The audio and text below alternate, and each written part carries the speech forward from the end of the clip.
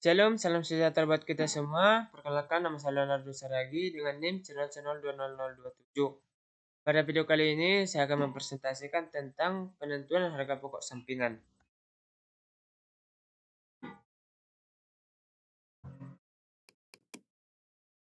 Pengertian harga pokok sampingan.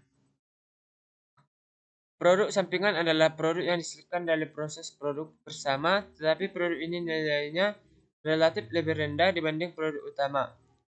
Produk sampingan juga bisa diartikan sebagai produk yang bukan tujuan utama operasi perusahaan, tetapi tidak dapat dihindarkan terjadinya dalam proses pengolahan produk, disebabkan sifat bahan yang diolah atau karena sifat pengolahan produk, kuantitas dan nilai produk sampingan relatif kecil dibandingkan dengan nilai keseluruhan produk. Produk sampingan dapat digolongkan sesuai dengan dapat tidaknya produk tersebut dijual pada saat terpisah dari produk utama. 1. Produksi sampingan yang dapat dijual setelah terpisah dari produk utama tanpa memerlukan pengolahan lebih lanjut. 2.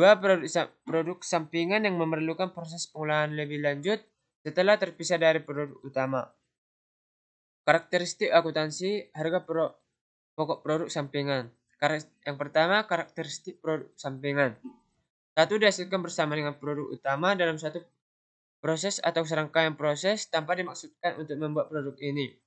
2. Nilai penjualan adalah relatif lebih kecil atau tidak berarti bila dibandingkan dengan produk-produk utama. 3. Dihasilkan dalam jumlah unit atau kuantitas yang lebih sedikit. 4.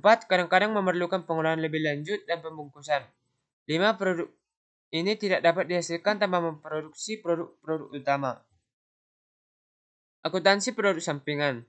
Dalam produk sampingan, titik berat pembahasannya adalah bagaimana memperlakukan pendapatan penjualan produk sampingan tersebut. Alokasi produk bersama kepada produk utama dan produk sampingan pada umumnya dianggap tidak perlu, karena nilai produk sampingan relatif rendah bila dibandingkan dengan produk utama. Ada beberapa metode untuk mengalokasikan biaya bersama yang digunakan untuk memperlakukan produk sampingan. A. Metode tanpa harga pokok, yaitu metode yang tidak mencoba menghitung harga pokok produk sampingan atau persediaannya. Berikut ini diuraikan beberapa metode perlakuan terhadap pendapatan penjualan produk sampingan. 1. Pendapatan penjualan produk sampingan diperlakukan sebagai penghasilan di luar usaha. 2. Pendapatan penjualan produk sampingan diperlakukan sebagai tambahan pendapatan penjualan produk utama. 3. Pendapatan penjualan produk sampingan diperlakukan sebagai pengurang harga pokok penjualan. Yang keempat, pendapatan penjualan produk sampingan diperlakukan sebagai pengurang total biaya produksi. B. Metode harga pokok, yaitu metode yang coba mengalokasikan sebagian biaya bersama kepada produk sampingan dan menentukan harga pokok persediaan produk atas dasar yang dialokasikan tersebut. Salah satu metode harga pokok yaitu yang pertama metode nilai pasar, yaitu metode ini mencoba menaksir biaya produk sampingan dengan titik tolak dari nilai pasarnya. Yang kedua metode biaya pengganti, yaitu metode ini biasanya digunakan dalam perusahaan yang produk sampingannya dipakai dalam pabrik sebagai bahan baku atau bahan penolong. Harga pokok yang diperhitungkan dalam produk sampingan adalah sebesar harga beli atau biaya pengganti yang berlaku di pasar.